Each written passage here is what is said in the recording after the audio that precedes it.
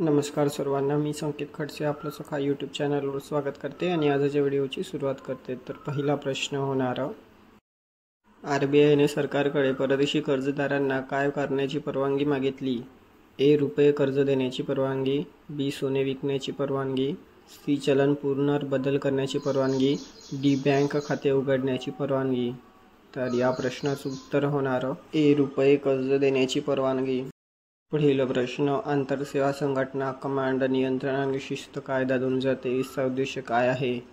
ए. केंद्रीय कायदे सुधारणा, बी. सशस्त्र दलांच्या ऑपरेशनल परिणामकारकतेत सुधारणा, सी. आंतरराष्ट्रीय करारांना सुसंगती, डी. NGOसाठी नियम कडक करणे. तर या प्रश्नाचं उत्तर होणार बी. सशस्त्र दलांच्या ऑपरेशनल परिणामकारकतेत सुधारणा. पुढील प्रश्न, NGOंना परदेशी भांडवलांसाठी कोणत्या मंत्रालयाने नियम कडक केले?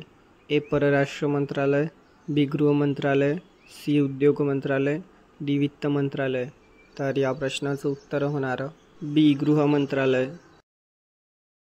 पुढील प्रश्न, WMOच्या विश्लेषणानुसार 2025 ते 2029 दरम्यान तापमान औद्योगिकीकरणापूर्वीच्या पातळीपेक्षा किती वाढण्याची शक्यता आहे? ए. 50%, बी. 60%, सी. 80%, डी. 70%. तर या प्रश्नाचं उत्तर होणार डी. 70%. पुढील प्रश्न, आंतरसेवा संघटना कायदा कधी लागू झाला?